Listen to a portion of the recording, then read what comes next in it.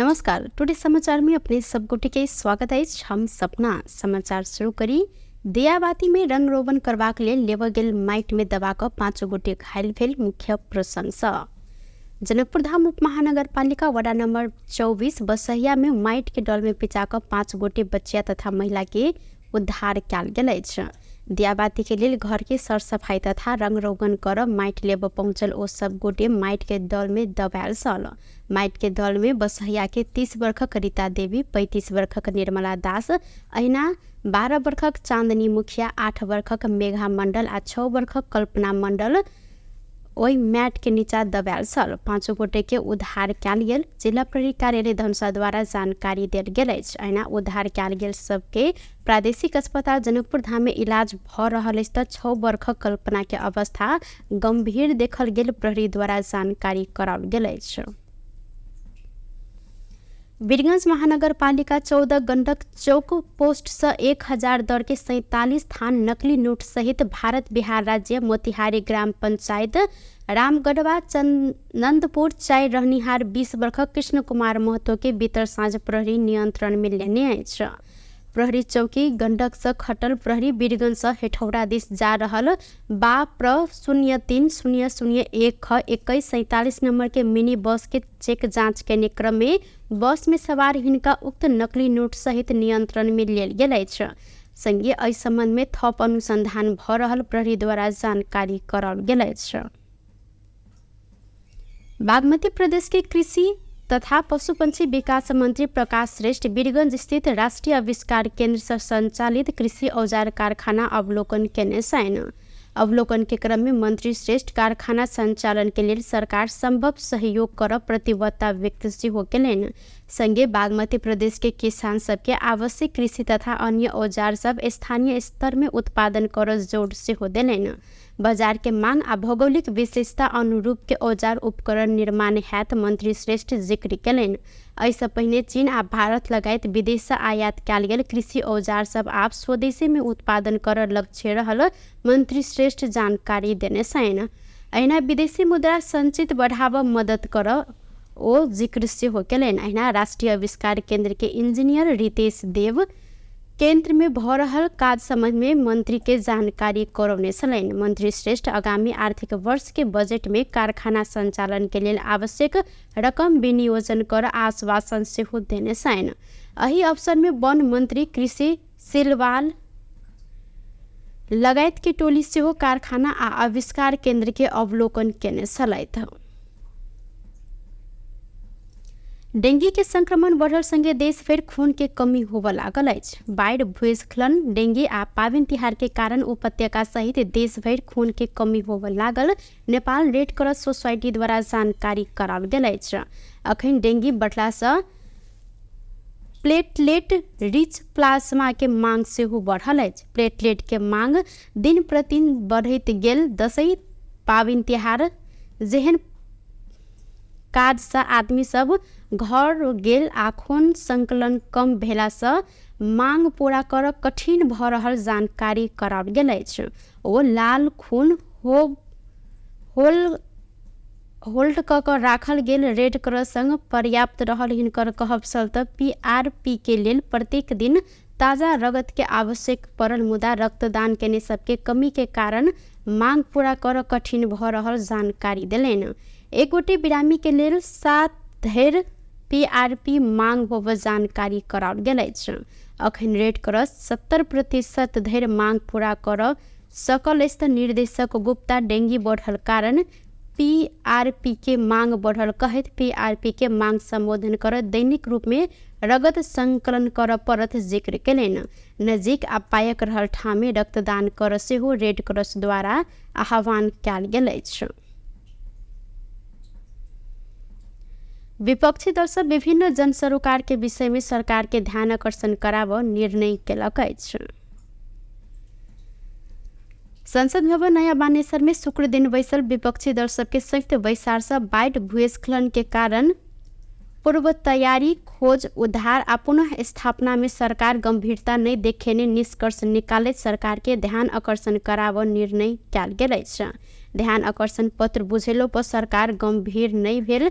संसद के विशेष अधिवेशन बचाव मांग कर निर्णय समेत वैसार कैल गेलै। वैसार राजनीतिक दल संबंधी अध्यादेश आइन का पार्टी तोड़ दिशा में सरकार लाग पड़ल कहत एहि विषय में राष्ट्रपति प्रधानमंत्री आ सभामुख के समेत ध्यान आकर्षण कराव निर्णय कैल गेलै।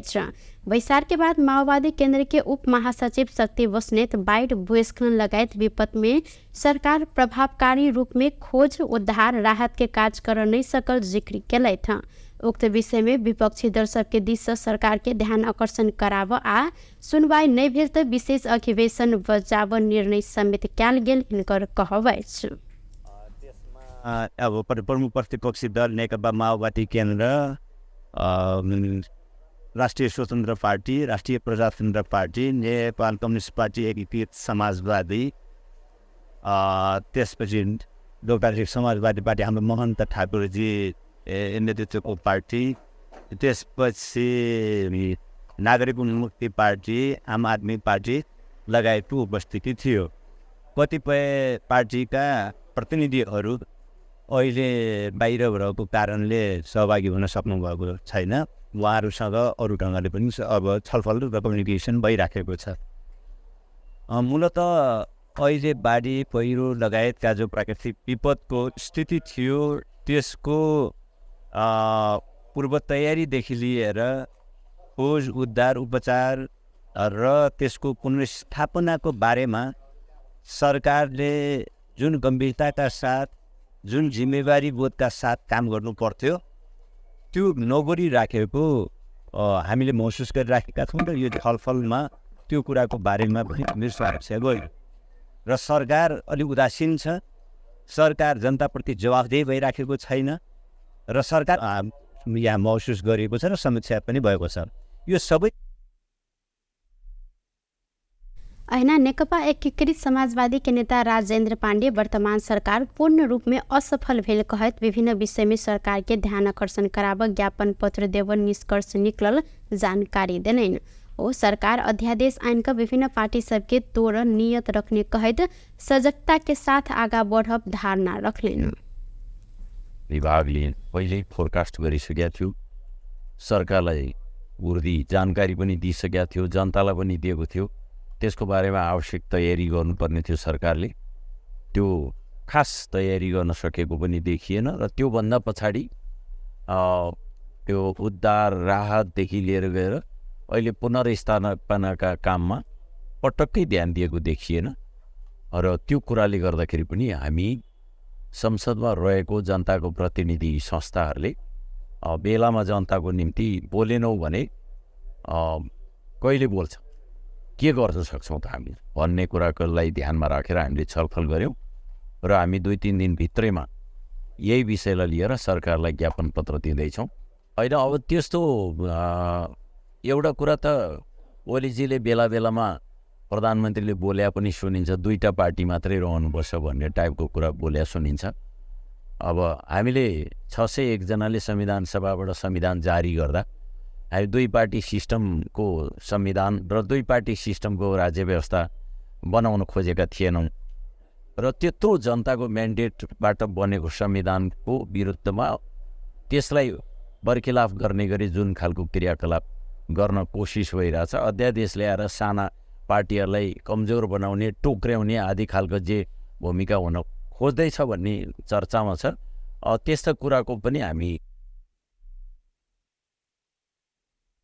ऐना राष्ट्रपा नेता विराज भक्त श्रेष्ठ राज्य के दुरुपयोग का सभापति के नियंत्रण में लेल गेल तो प्रतिवाद करब जिक्र केलैन। यद्यपि सरकारी प्रकरण में सहयोग कर सभापति तैयार रहल सेहो जिक्र केलैन।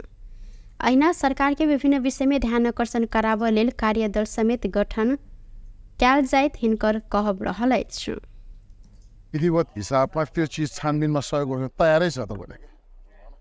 खालि अलिकति राज्यको दुरुपयोग गरेर त्यो भनौँ न प्रशासनलाई दबाब दिएर नगरोस् भन्ने कुरा मात्रै स्पष्ट नै हो, त्यो होइन। अब आज हाम्रो त्यहाँ सल्लाह अनुसार हाम्रो कार्यदल बनाएको छ। हाम्रो तर्फबाट मान्य शिशिर खनाल हुनुहुन्छ, उताबाट हाम्रो मान्य राजेन्द्र पाण्डे, त्यसपछि आएर नेकपा माओवादी केन्द्रबाट हाम्रो शक्ति बस्नेतज्यू हुनुहुन्छ। उहाँहरूको कार्यदलले चाहिँ यसलाई एउटा औपचारिक हिसाबले अगाडि बढ्ने हाम्रो त्यहाँ सहमति भएर उहाँहरूले काम पनि सुरु गरिसक्नु भएको छ। सो यो दुईवटा चिजमा चाहिँ अब हामीले पहिला ध्यान आकर्षण गर्ने, पहिला सरकारको पनि गर्ने, राष्ट्रपतिको पनि गर्ने, सहमुखको पनि गर्ने।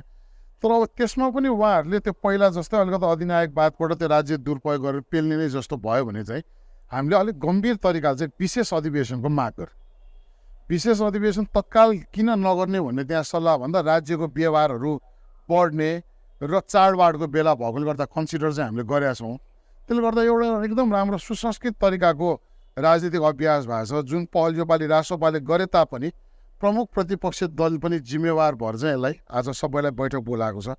सो यो नै कुरा हो। सो अहिलेको प्रश्नअनुसार चाहिँ अब राष्ट्रपा नेता शिशिर खनाल विपक्षी दल बनिने कार्यदल आगामी कार्तिक 5 गते सरकार के ध्यान आकर्षण करायत आए के बाद विपक्षी दल बीच समन्वय के काज हैत जानकारी दिलेन। कार्यदल में माओवादी केंद्र के शक्ति बस्नेत, नेकपा एकीकृत समाजवादी के राजेंद्र पांडे और राष्ट्रपा के शिशिर खनाल रहल साथ। सरकार हाल के बाढ़ भूस्खलन प्रभावित के लिए स्थायी आवास निर्माण के लिए भौगोलिक अध्ययन शुरू करने अछि। सिंहदरबार में शुक्र दिन बैसल राष्ट्रीय सभा अंतर्गत के सार्वजनिक नीति तथा प्रत्यायोजित विधायन समिति वैसार में गृह सचिव गोकर्णमणि दुवाडी बाढ़ भूस्खलन से निकै क्षति भेल पालिका समय स्थायी आवास निर्माण के लिए भौगोलिक अध्ययन शुरू भेल जानकारी दिलैन।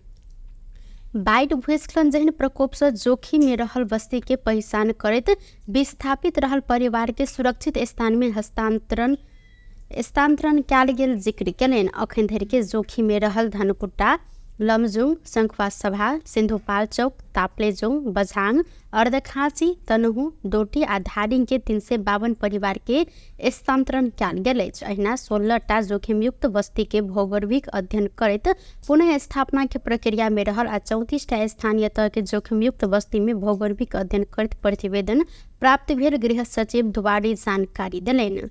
ओ जाजरकोट आ रुकुम पश्चिम में भूकंप के बाद 13टा पालिका में जोखिम के प्रारंभिक भौगोलिक अध्ययन संपन्न करैत प्रतिवेदन तैयार कयल गेल सेहो उल्लेख केने छलनि।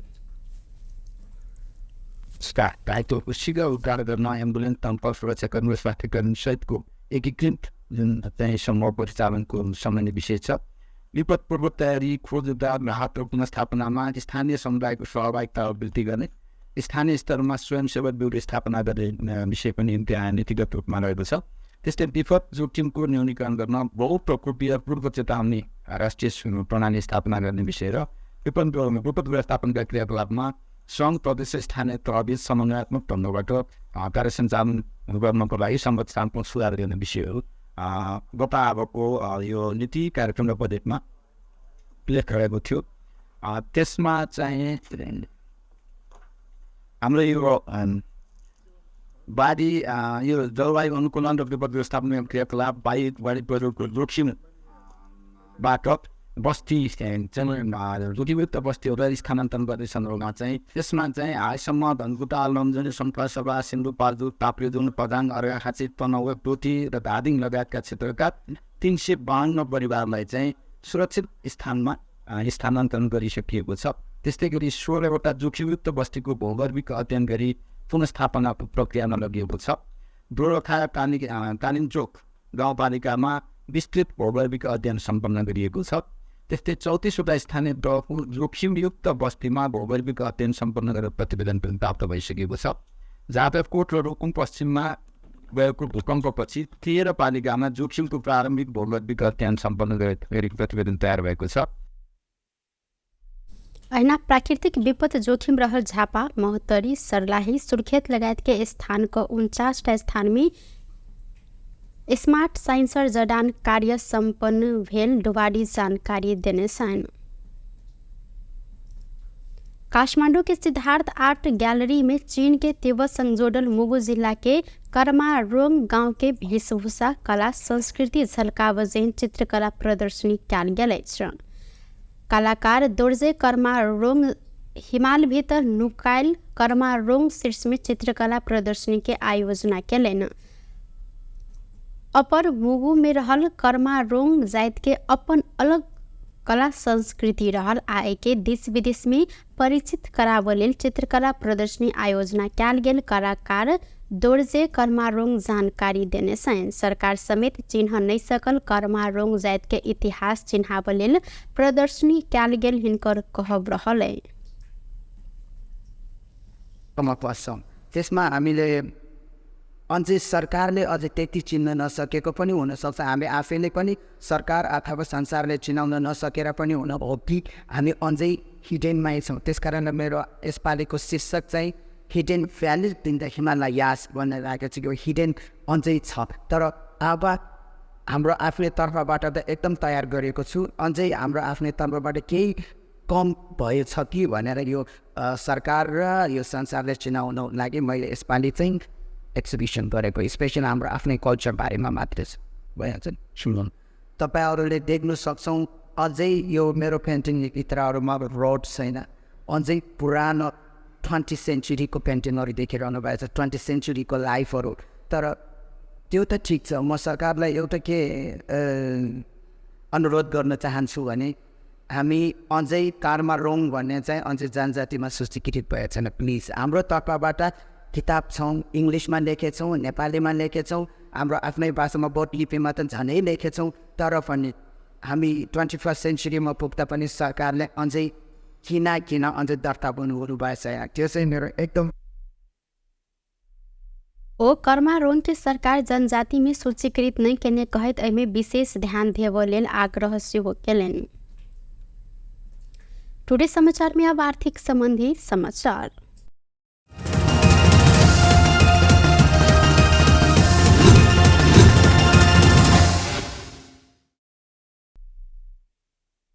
के दाम आय एकै दिन 2000 रुपैयाँ सँ बढ़ल अछि। नेपाल सोनचानी व्यवसायी महासंघ आय के लेल तोकने दाम अनुसार छापावाल सोना 1,64,400 रुपया में कारोबार भ रहल अछि। अहिना बृहस्पति दिन सोन तोला के 1,62,400 में कारोबार भेल छल। आय के लेल निर्धारित दाम अखन धरि के सबसे बेसी महग रहल अछि। चांदी के दाम एम्हर प्रति तोला 1,980 रुपया तोकल गेल अछि। बृहस्पति दिन ई चांदी के दाम 1,950 रुपया रहल छल। टुडे समाचार में अब अंतर्राष्ट्रीय संबंधी समाचार।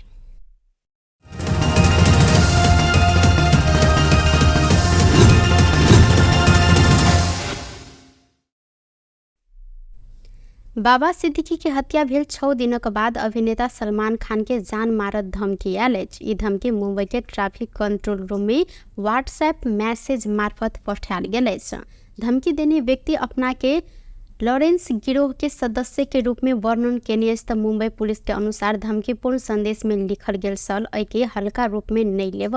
यदि सलमान खान जीवित रह चाहे छन् आ लॉरेंस के दुश्मनी अंत्य कर चाहे छन् त हिनका 5 करोड़ रुपया तिर परत। पैसा नहीं देने त सलमान खान के हालत बाबा सिद्दीकी से बेसी खराब हैत उल्लेख कयल गेल अछि।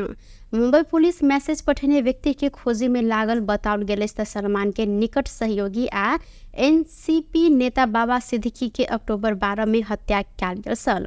एहि के बाद सलमान के सुरक्षा बढ़ायल गेल अछि। सलमान के Y+ श्रेणी के सुरक्षा देल गेल भारतीय मीडिया सब में उल्लेख सेहो रहल अछि। एहिसँ पहिने सलमान खान के बांद्रा स्थित घर गैलेक्सी अपार्टमेंट में गोली चलल छल।